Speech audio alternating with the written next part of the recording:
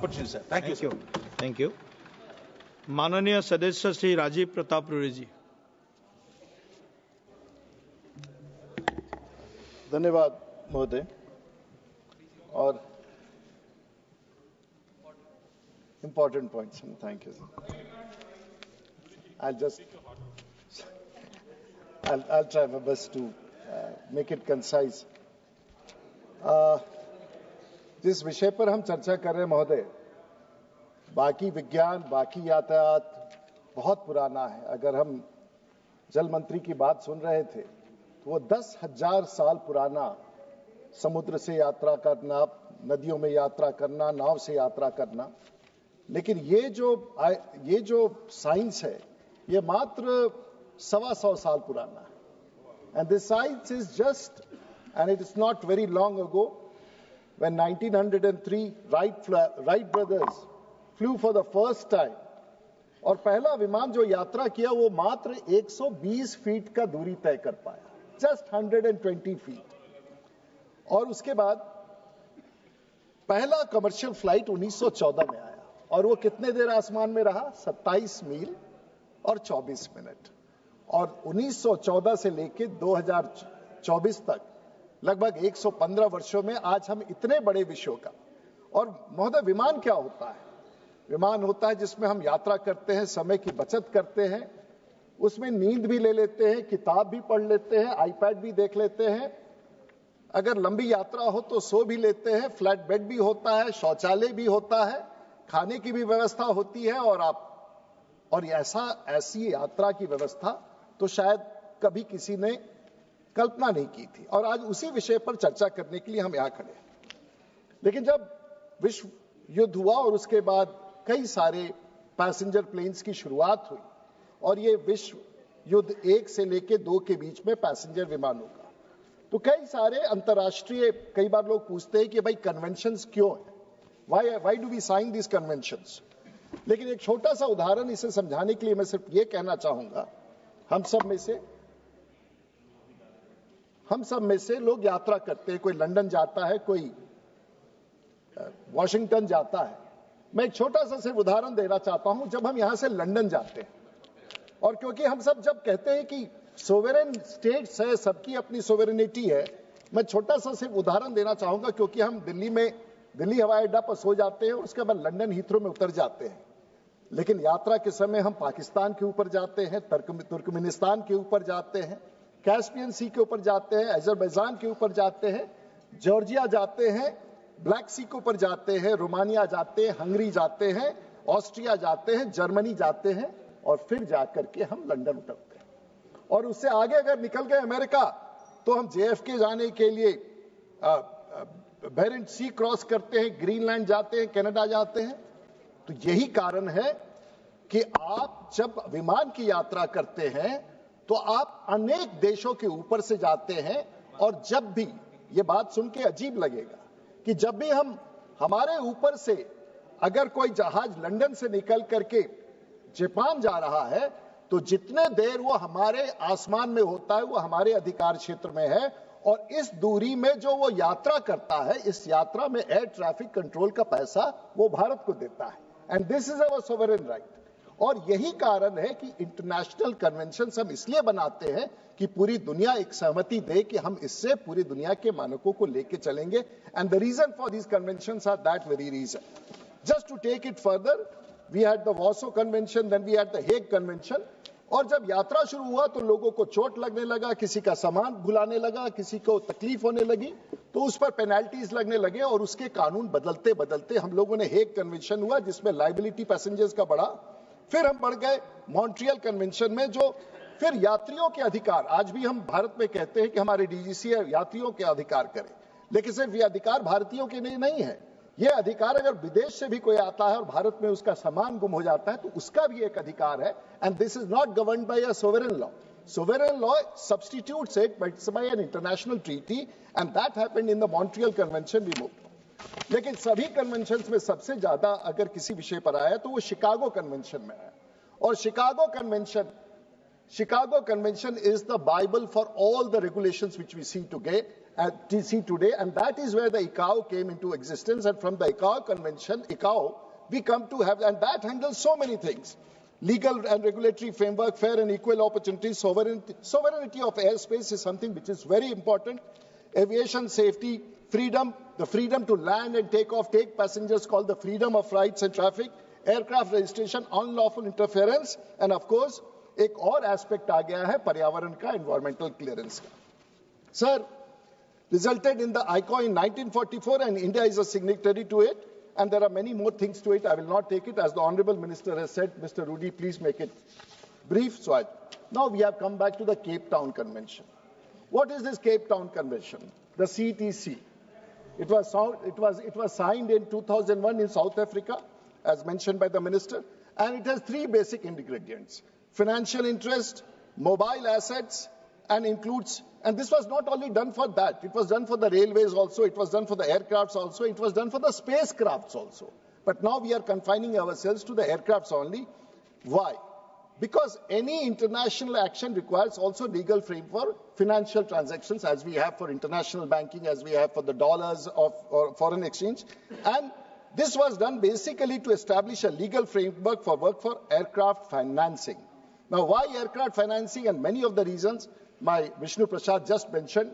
And the other day when I was speaking about prices in this country, I know some of my friends did not like it, but I tried to analyze and say that the prices which you see today is not actually the prices which is at the passengers. What the prices he pays is not actually what the airlines is talking, and I'll come back to you if I have the time. Now this comes to reduce the cost of financing, and as I'm very happy that Mr. Vishnu Prasad mentioned that government is not taking one action. As the minister has always said that we have to deregulate it, we do not have a control. We do not have a government airlines today. There are no government airlines. Government airlines, when it existed in this country, with the distortion of 75,000 crores, we had the right to take that, but we had the right to cushion it by saying that, okay, the benchmark is fixed by Indian Airlines, rest of you have to match it, and that is what. मुझे याद है, मैं जब MLA बना 26-27 साल की उम्र में, तो पटना कभी पटना से दिल्ली में जहाज से आता था, तो तब भी टिकट हमारा 6,000 रुपया होता था, जो बोइंग विमान है. आज भी 6,000 में आता हूं.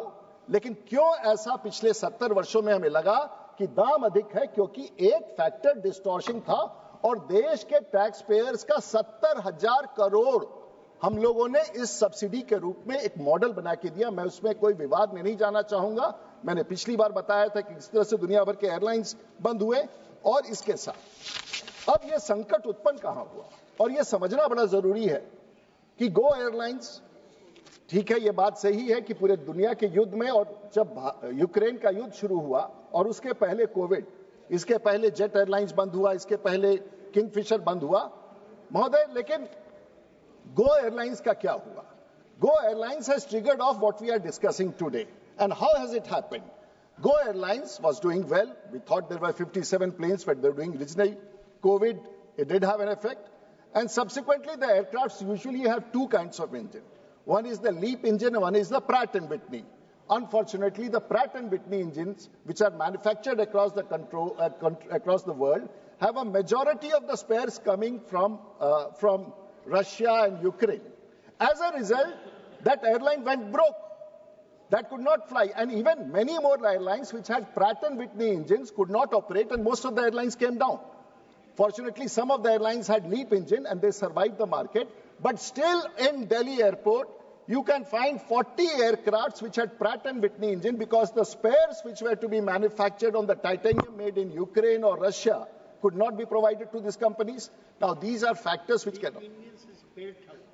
LEAP engine, that's a model of an aircraft engine. So I will not get into that. So what I was trying to say, Chairman sir, that then what did Go did? It filed that liquidation, that we are broke, we are not going. But the only aspect which had happened, that the lessors, which were 5 companies across the world which were financing Go Airlines, they said we have filed a recovery petition earlier. Now Go Airlines went to NCLT. NCLT gave an order and said that you cannot take away the planes. When DGCA intervened, NCLT and other actions take. Ultimately, it took that 1.5 years, because they were the planes which were in the international market. and they were supposed to return them or lease them back. The courts intervened, and the courts categorically said that we cannot allow this. And please wait. What happened? Please wait for a second. Please wait. Please Say wait. again. Please wait for a second. अगर सभा की अनुमति है तो सभा की कार्रवाई 1 घंटे तक के लिए बढ़ा दी जाए. Honorable Minister, Honorable Member, please start. Now, this action, सिर्फ एक ही एक्शन से उसमें क्या हुआ?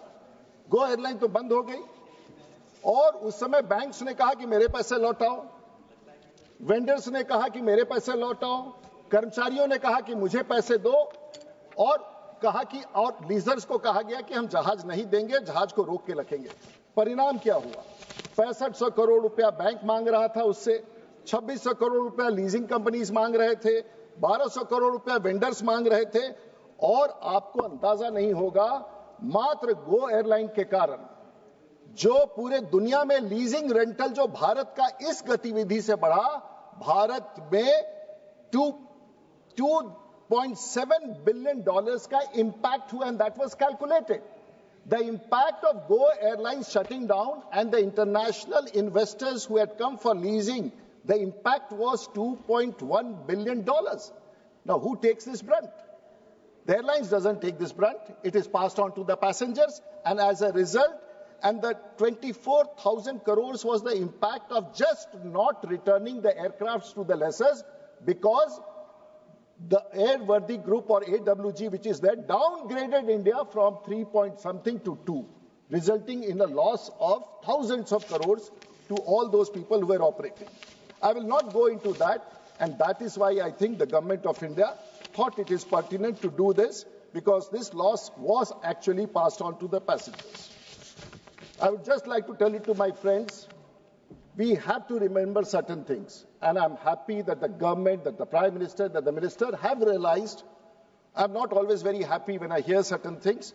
But Vayudut 1997 में बंद हुआ, मोदी लोग चला और 1996 में बंद हुआ, दमानिया एयरलाइंस 1997 में बंद हुआ, ईस्ट वेस्ट एयरलाइंस 1997 में बंद हुआ, NEPC 1996 में बंद हुआ, एयर सहारा 2007 में बंद हुआ, जेट एयरलाइंस 2019 में बंद हुआ, डेक्कन एयरलाइंस 2007 में बंद हुआ, पैरामाउंट एयरवेज 2010 में बंद हुआ, एयर कोस्टा 2017 में बंद हुआ और गो एयरवेज 2023 में बंद हुआ. भारत में जो एयरलाइंस बंद हुई हैं उनकी संख्या बहुत ज्यादा है, बशर्ते कि जो एयरलाइंस भारत में चल रही हैं. अब सरकार की भी ये जिम्मेवारी है कि वो सरकार किस तरह से देखे, हमारे लिए चुनौती है. और अगर मैं भी ये मानता हूं कि अगर ये केप टाउन कन्वेंशन का जो रैटिफिकेशन, साहब हम लोग अपनी ताकत तो देखिए, यही संसद में बैठे हुए लोग जब हस्ताक्षर करेंगे तो दुनिया के उस ट्रीटी पर हमारे और आपकी सहमति बन रही है, क्योंकि इंटरनेशनल लीजिंग कंपनीज को हम कह रहे हैं कि अगर तुम्हारा विमान है, तुम्हें पैसा नहीं दिया जाता है तो अपना विमान ले जाओ. जैसे दुनिया को यह संवाद मिलेगा कि भारत के सांसदों ने तय कर लिया है कि हम कानून जो अंतर्राष्ट्रीय है उसका पालन करेंगे, 15 से 20% आपका लीजिंग कॉस्ट कम हो जाएगा. ये तो ही कमाल है हमारे सांसद की ताकत का. और यही विषय को अगर मैं रखना चाह रहा था कि this is how international financing makes a difference. I will come back to some other points. किस प्रकार के लीजेज होते हैं? लीजेज भी कई प्रकार के होते हैं. एक वेट लीज है जो जहाज अब विदेश से आता है उसको आप कप्तान के साथ, एयर होस्टेस के साथ, सबके साथ लेके उड़ाते हैं और उसको रेंटल दे देते हैं. दूसरा आपके सामने ड्राई लीज होता है जिसमें विमान ले आते हैं लेकिन कप्तान और एयर होस्टेस क्रू वगैरह आपका होता है. और एक डैम्प लीज होता है जिसमें कुछ कर्मचारी आपका होता है और बाकी सब हमारा होता है. और इसी तरह से आज एयरक्राफ्ट लीजिंग का जो बिजनेस दुनिया में है लगभग 210 बिलियन यूएस डॉलर्स का है. उसको लगभग 14 लाख करोड़, हमारे भारत का बजट लगभग 40 लाख करोड़ 45 लाख करोड़ है, लेकिन आज पूरी दुनिया का जो मात्र हवाई जहाज का खरीद और बेच का जो बिजनेस है वो लगभग 15 लाख करोड़ का है. And this is what we have to keep in mind. Now total aircraft in the world today is रफली अबाउट, बहुत बड़ी संख्या नहीं है, 28,000 के आसपास पूरी दुनिया में विमान है, जिसमें से 23,000 अभी उड़ रहे हैं. लेकिन एक खासियत है, अभी हमारे देखिए कई बार हम लोग अपने मन से कह देते हैं, अभी हमने थोड़े से कटाक्ष में सुना कि गुजरात में गिफ्ट सिटी बनेगा। साहब ये महत्वपूर्ण नहीं है, महत्वपूर्ण है एक देश की तरफ देखिए। हमारे मित्र ने कहा कि लीजिंग सिंगापुर से होता है। साहब सिंगापुर बहुत छोटा है महाराज, लीजिंग अगर होता है तो एक देश है वहां पर एरिका 52% पूरे दुनिया का एयरलाइंस का लीजिंग वहां से होता है। वो हमें तो पूछ लिया था महोदय, थोड़ा सा और बता देने दीजिए। एक देश है आयरलैंड, और आयरलैंड से पूरे दुनिया का 80% उसकी, आयरलैंड के बारे में आप देखिए आज अगर आयरलैंड में अगर आप ध्यान से देखें, पूरी दुनिया के उसमें है, आप उस छोटे से देश को देखें, 15 लाख की आबादी है, 50 क्षमा कीजिए, आयरलैंड एक देश है महोदय, वो यूरोपियन यूनियन का पार्ट है। ज्योग्राफिकल एरिया 84,000 किलोमीटर, भारत का 33 लाख स्क्वायर किलोमीटर, आबादी 53 लाख, मेरे जिला के बराबर आबादी है, छपरा जिला का जितना आबादी है सर अकेले उसका आबादी है। और वो अकेले पूरी दुनिया का 80% जहाजों का, और एक बात मैं महोदय बता दूं, 80% जहाजें जिस पर आप उड़ते हैं वो सब लीज का है, वो रेंटल पर है, किसी का कोई जहाज का मालिक आज भारत में नहीं है। अगर कोई लगता है कि मैं इस जहाज का मालिक हूं, I am the owner of this aircraft, महोदय वो एयरक्राफ्ट उसका नहीं है। ये 20% जो भारत में है वो तो एयर इंडिया ने अपने जमाने में जो खरीदा था वही ओनरशिप है जो आज विस्तारा और एयर इंडिया को सौंप दिया गया है। और Dublin is the capital, which of course is the headquarters, the financial headquarters. Google is there, Facebook is there. That is a small city town, and it controls the world financial business. I must congratulate the Prime Minister and the team today, though late that the Finance Minister announced this in the budget of 2019. And Dublin and Ireland had a policy, national civil aviation policy, which came in 2015. We announced the policy in 2016, but we did not think about it. It was only the Prime Minister later who said that in 2019 we will have a policy. And that is where it started, that we are talking about international financing, and that aspect has to be kept in mind. Going further, 60% of the global market of aviation is in Ireland. And of course, I'll jump most of the figures. When we talk about the gift city, 80%, that's a beautiful concept. And with this convention coming into place and ratifying, once the ratification takes place, I can see India becoming a hub of leasing in the next 20 years. And that is the capacity which should have been generated 20 years ago, but it did not happen. It's fine. India has a financial hub, a tax-free zone which was created to facilitate foreign transition. 80% of Indian aircrafts on lease. Indigo aircrafts 262 on lease. Air India 127 on lease. SpiceJet 113 on lease. Go Air shut down. Vistara, every aircraft runs on a model what we are talking today. Now there is one aspect which I'd like to bring to the House. What is the number of planes which we are going to buy in next 10 years? The number of planes, जितनी जहाजें हम लोग आने वाले दिनों में खरीदने वाले हैं, मात्र एशिया पैसिफिक में, जिसमें भारत, साउथ ईस्ट एशिया और चाइना है, 17,000 विमान, नॉर्थ अमेरिका में 9,000, यूरोप में 8,000, मिडिल ईस्ट में इस तरह से। लेकिन अगर सबसे ज्यादा और दुनिया का तीसरा स्थान प्राप्त करने की दिशा में पहुंच चुका है भारत, अगर आने वाले दिनों में दुनिया में अगर सबसे ज्यादा विमानें खरीदी जाएंगी तो भारत में। लेकिन एक मुझे दुख होता है, और मैं कई बार लोगों को कहता हूं कि भाई हमारे माननीय मंत्री जी का, और मैं बता रहा था कि एक बार इनके चेंबर के बाहर में गया तो अगर सबसे ज्यादा सांसदों का आगमन होता है तो इनके दरवाजे पर होता है, क्योंकि हर की आकांक्षा है। और वो जब मैं लेके बैठा था तो एक दिन मैं देख रहा था कि हमारे सांसदों का, पूरे हमारे सांसद महोदय, चाहे वो मन्नालाल रावत उदयपुर के हो, श्रीमती भारती पाडी हो महाराष्ट्र की, विजय बघेल हो, एंटोनी हो, महुआ मोत्रा हो, प्रांति सुशील कुमार शिंदे हो, वीरेंद्र सिंह हो, आज भी हो, हर कोई चाह रहा है कि हमारे यहां विमान कंपनियां जहाज लेके आए। लेकिन एक और चुनौती है, जब हमारे आने वाले दिनों में 30,000 पायलटों की जरूरत है, तो मुझे पता नहीं है कि माननीय मंत्री जी ने उसको विचार किया है कि नहीं। लेकिन 2 क्षेत्र ऐसा है जो फ्लाइंग ट्रेनिंग ऑर्गेनाइजेशंस, और भारत दुनिया का, और माननीय मंत्री जी, आप हवाई जहाज बाद में उतारिएगा, लेकिन जितने हमारे यहाँ भारत में जितने हवाई पट्टी हैं, अगर छोटे भी हैं, तो आज के तारीख में वहां फ्लाइंग ट्रेनिंग ऑर्गेनाइजेशन शुरू कराई। छोटे छोटे कंपनीज, आज एक बच्चे को अगर ट्रेनिंग लेना होता है कप्तान बनने के लिए तो 50 लाख रुपया से लेकर 1.25 करोड़। हम भी तो कप्तान हैं, हम भी तो जानते हैं कि कितनी पीड़ा है। और हर घर में हमारी बेटी, हमारा बेटा, हमारे छोटे बच्चे और अनुसूचित जनजाति के लोग, पिछड़े जाति के लोग, ये एक ऐसी भावना है जिसको लोग प्राप्त करना चाहते हैं। और इसलिए मैं कहता हूं कि हर की इच्छा है, हर की इच्छा है। अंतिम विषय में रखना चाहूंगा, मैं बिहार से हूं और मेरे हस्ताक्षर से मुझे इस बात का गर्व है कि भारत के उस नीति में मेरी भूमिका थी जब मैं अटल बिहारी वाजपेयी जी के सरकार में था।